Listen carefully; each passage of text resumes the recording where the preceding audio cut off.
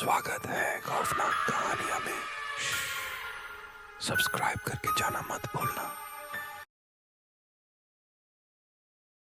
गहरी अंधेरी रात थी। सड़क के दोनों तरफ घना जंगल पसरा हुआ था। रात के सन्नाटे में जंगल से जंगली जानवरों की आवाज और किसी के कदमों की आहट सुनाई दे रही थी।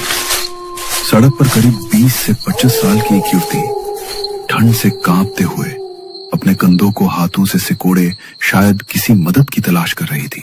उसने भरी ठंड में लाल रंग की साड़ी पहन रखी थी। हवा उसके शरीर को चीरती हुई गुजर रही थी। उसके चेहरे पर अजीब सी शिकन थी। काश कोई तो मिल जाए मदद के लिए, वरना आज तो मैं जिंदा नहीं बचूंगी। उसने इधर उधर नजरें दौड़ाई। कुछ दूरी पर एक काली गाड़ी खड़ी दिखाई दी।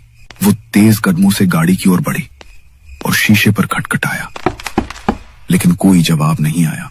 लगता है गाड़ी के अंदर कोई नहीं है, लेकिन अगर गाड़ी यहाँ खड़ी है तो इसका मालिक कहीं आसपास ही होगा। मुझे उसे ढूंढना होगा। मैं यहाँ अकेली फंसी नहीं रह सकती। श्रुति उसे ढूंढने के लिए इधर उधर देखने लगी। सड़क के दाहिनी तरफ बने जंगली रास्ते से अजीब सी आवाज आई, जैसे कोई जोर जोर से हाँफ रहा हो। लगता है गाड़ी का मालिक अंदर है। हिम्मत कर श्रुति, आगे बढ़। श्रुति ने हिम्मत जुटाई और आगे कदम बढ़ाए। उसने इधर उधर नजरें दौड़ाई, लेकिन वहां कोई दिखाई नहीं दिया। अचानक उसके कंधे पर किसी के हाथ का एहसास हुआ। वो घबराई। ठंडी रात में भी उसका पूरा शरीर पसीने से भीग गया। तभी उसके कानों में एक आवाज पड़ी। आप यहाँ इस सुनसान जंगल में अकेली कैसे रह गई? क्या आपकी गाड़ी खराब हो गई या कोई और परेशानी है? रात में ये जंगली इलाका बिल्कुल भी सुरक्षित नहीं है। उस आवाज को सुनकर श्रुति पीछे मुड़ी। उसके सामने करीब 30-32 साल का नौजवान खड़ा था। श्रुति को देखते ही उसकी आंखों में अजीब सी चमक आ गई। आप कुछ बोल क्यों नहीं रही हैं? चलिए यहाँ से बाहर चलते हैं। ये जगह खतरे से खाली नहीं है। उस लड़के ने गाड़ी की तरफ देखने का इशारा करते हुए कहा। आपके कपड़े भीग गए हैं और आप कांप भी रही हैं। आपको देखकर तो ऐसे लग रहा है कि आप काफी डरी हुई हैं। अगर चाहें तो मेरी गाड़ी में बैठकर थोड़ा आराम कर सकती हैं, या फिर बताइए आपको कहीं जाना है तो मैं आपको छोड़ देता हूँ। दरअसल मैं मदद की तलाश में ही यहाँ आई थी।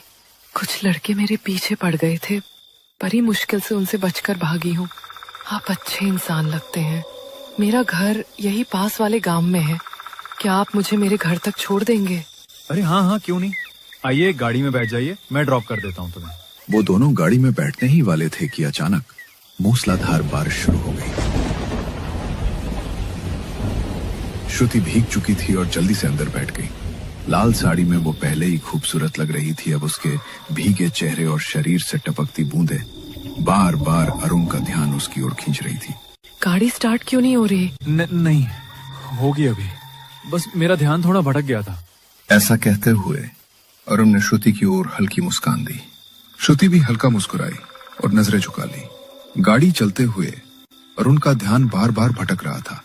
अचानक उसकी नजर सामने पड़ी और एक जली हुई औरत गाड़ी के सामने टकरा गई। अरुण ने झटके से ब्रेक लगाया। क्या हुआ? आपने अचानक गाड़ी क्यों रोक दी? तुमने देखा? वो औरत हमारी गाड़ी से टकराई। वो पूरी जली हुई थी। हमें उसे बचाना होगा। आपको गलतफहमी हुई है। जब से आप गाड़ी चला रहे हो मेरा ध्यान सामने ही है। आपकी गाड़ी से कोई नहीं टकराया। इस सुनसान रास्ते पर इंसान तो क्या, कोई जानवर भी अब तक नहीं दिखा। फिर एक जली हुई औरत आपकी गाड़ी के सामने कैसे आ सकती है? क्या? अगर गाड़ी के सामने कोई नहीं आया तो फिर मैंने किसे देखा? आपको भ्रम हुआ रहेगा, शायद नींद की वजह से। मेरा घर यहीं से बस 10 मिनट की दूरी पर है। आज रात आप मेरे घर रुक जाइए, सुबह आराम से निकल जाना। अरुण ने हिम्मत जुटाकर गाड़ी दोबारा स्टार्ट की। श्रुति रास्ता बताती रही और जैसे उसने कहा था 10-15 मिनट में गाड़ी श्रुति के घर के सामने रुक गई। श्रुति गाड़ी से उतर गई। अरुण भी उतरने ही वाला था कि अचानक उसकी नजर गाड़ी के शीशे पर गई। गाड़ी की पिछली सीट पर वही जली हुई औरत बैठी थी। उसकी आंखें जलती आग जैसी सीधा अरुण की तरफ घूर रही थी। अरुण डर के मारे पसीने पसीने हो गया। उसने गाड़ी का दरवाजा खोलने की कोशिश की, लेकिन दरवाजा जैसे जाम हो गया था। अरुण चीख पड़ा और तभी गाड़ी का दरवाजा खुल गया। कि क्या हो गया आपको? आप इस तरह चिल्ला क्यों रहे हैं? और इतना पसीना? आप ठीक तो है ना? हाँ, मैं ठीक हूँ। दरअसल गाड़ी का दरवाजा जाम हो गया था और मुझे घुटन सी हो रही थी। चलो तुम्हारे घर के अंदर चलते हैं, मुझे कुछ ठीक नहीं लग रहा। अरुण ने गाड़ी से निकलकर उसे लॉक कर दिया और श्रुति के घर की ओर बढ़ा। गांव के बीचों बीच श्रुति का छोटा सा कच्चा मकान था। दीवारें मिट्टी से लीपी हुई थी। अंदर सिर्फ एक बल्ब की हल्की रोशनी जल रही थी। बाकी कमरा आधे अंधेरे में डूबा हुआ था। आप बैठिए, मैं आपके लिए पानी लेकर आती हूँ। वैसे तुम्हारे साथ यहाँ और कोई रहता नहीं है क्या? इस घर में आप अकेली ही रहती हो? और आपके घर वाले? घर और परिवार दोनों में बस मैं ही हूँ। कुछ साल पहले माँ चल बसी और उसके 1 साल बाद पिताजी भी चले गए। खेत में काम करती हूँ, उनसे जो थोड़े बहुत पैसे मिलते हैं उसी से गुजारा करती हूँ। आज खेत से ही लौट रही थी जब वो लड़के मेरे पीछे पड़ गए। अच्छा हुआ जो आप रास्ते में मिल गए, वरना पता नहीं आज मैं अपने घर तक कैसे पहुंचती। अरुण उसकी बात सुनकर बिल्कुल चुप हो गया। उसे समझ ही नहीं आया कि क्या जवाब दे। थोड़ी देर बाद श्रुति चाय का प्याला लेकर आई और अरुण के हाथ में थमा दिया। वैसे आपके परिवार में कौन कौन है? आपको देखकर तो लगता है कि आप शादीशुदा हैं। नहीं, शादीशुदा तो बिल्कुल नहीं हूँ।